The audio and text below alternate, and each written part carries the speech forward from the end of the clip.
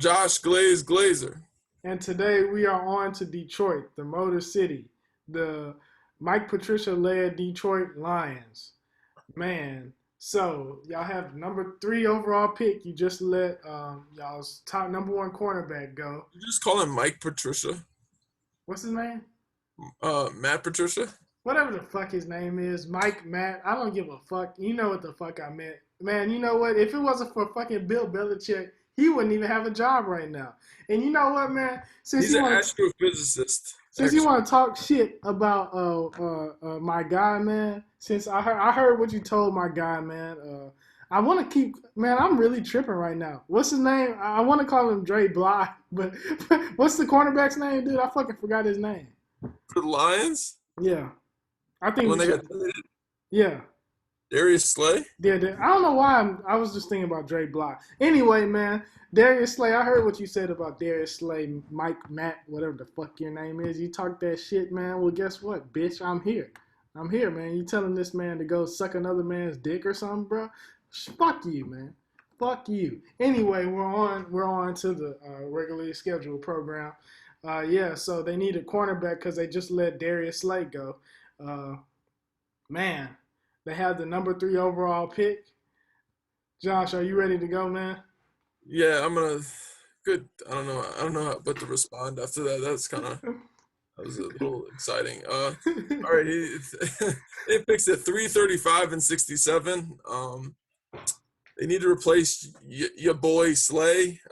They needed a star, and just so lucky to have Jeffrey Okudah right there to take it 3. Don't have to use their brains. Just jump on and take him, and he's a Detroit Lion for life, whatever that means. Yeah. After that, I kind of see they need to replace Graham Glasgow, who they lost at right guard. Yeah. I guess a couple of people that they could target at 35. They would probably have to trade up for him, but Cesar Ruiz would be a guy. Mm-hmm. But if they stayed back at 35, maybe a Cushenberry would be a choice. Robert Hunt from Louisiana is another great player. A lot of power he plays with. Clemson has another great guard coming out named John Simpson, who can probably be a plug-and-play starter. Those are all 4 guys that I could see impacting right away. After you got interior, they really need to help Matthew Stafford. Mm-hmm. A bunch of their receivers are on 1-year deals, kind of at the end of their deal or whatever. So they need a guy that can come in and be a deep threat, and 2 guys they can get in day 3. You can get that value later in the draft. So a guy like Brian Edwards from South Carolina or UCF's Gabriel Davis will both fit the bill and allow them to really step up and build up that depth behind, so they can have more leverage when they're negotiating with Kenny Galladay and your boy Danny Amendola. Yeah. Man. Wow, I felt triggered when you brought up Danny Amendola with those. Man, let me tell y'all, Detroit, this has been a long couple days. I have been getting hate mail on Reddit from fucking those dumbass Cardinals fans because I accidentally called Andy Isabella Danny Amendola. I mean, damn, it was an honest mistake. They both end with the A. They got I got to touch that one. There's a whole nother level. Anyway, they also need a pass rusher would be a great choice for them at 35. They always need more pass rushers that they can kind of mix into their combination.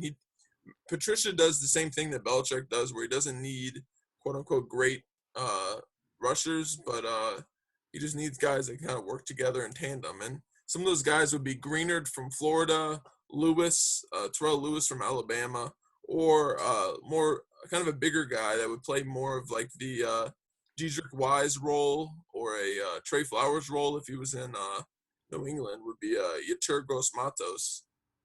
He's really good if you use him on stunts and twists. So I think he might be an interesting choice there at 35. It's kind of what I have.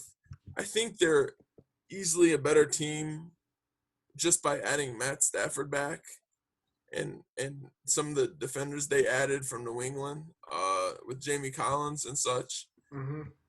Where do you have them going record-wise? They were 3-12-1. They were 3rd in offense, 4th in defense. They were just not very good. So where do you have them next year? Man, I think it's hard to say because, like, I mean, I think Matthew Stafford is a great player. He is from Texas, so I claim him. And he has a lot of talent. I mean, that I love their running back situation. I mean, I like Hawkinson, who I mean, tight end is one of the hardest positions to kind of really, I guess, graduate. I mean, graduate your game from college to pro. So I think that we can expect him to do better this year. And but I mean, still to say that I think that I always feel like this division is kind of one of the better divisions in the NFL, and it's hard for me to say that I think that they will be better than the other teams in the division. So that was a very long-winded way to say 6-10. God, this is so strange, man. All right, yeah, I got 6-10 as well. Really, I think we've like gone on a streak right now Yeah, of like consecutive picks as the same record. Yeah, 6-10. I think they're at least 6-10, probably closer to 500, just because Stafford is one of the most underrated quarterbacks in the whole damn league. He plays at elite level over and over again, and no one gives a shit because he's playing in Detroit. I mean, there's just not enough of a commitment to winning in Detroit since they fired what was his face, Jim Caldwell, who mm-hmm. actually had he was like 500 or like 9-7, and they fired him. They've just been complete poo poo since. So with that note, they're not going to be poo poo anymore because they have Matt Stafford, and they're starting to build it up a little bit. Yeah. Who knows if that's really an upward trajectory or that's just kind of a blip on the radar and they all get fired after 6-10, but. Well, I mean, at this point, I feel like they kind of. I mean, and I talked all that shit about Patricia, but I mean, I feel like he's a good coach. You know, what I mean, he's a good defensive coach, especially. I think that with kind of the moves they made and kind of where they were when he took over the team, that I feel like I would hope that the ownership really thought that it was going to take a little minute to turn that ship around. So, like, I don't think they should be looking to fire him at all after this. You know what I mean? I think they've already kind of committed to his approach. So I think it's kind of stupid to also. It takes time to build a team. You know what I mean? Yeah, so they're kind of redoing everything there. So yeah, it'll be interesting if they have the patience and ownership continues to be committed to the New England approach. Yeah. So yeah, man. So we have them going 6-10. Anything else you want to say about them? All right, y'all. I'm Leo Reyes Rayon. I'm Josh Glazer. And we're out of here, man. We have literally done the whole NFL now, and we are on to whatever the hell we want to do next. Thank you for watching. Thank you for subscribing and, talking shit or supporting. So, yeah, we appreciate it, and thank you very much. Yeah, we appreciate all this. Hope y'all stay safe, and we'll see y'all later. All right, peace, y'all. Bye-bye.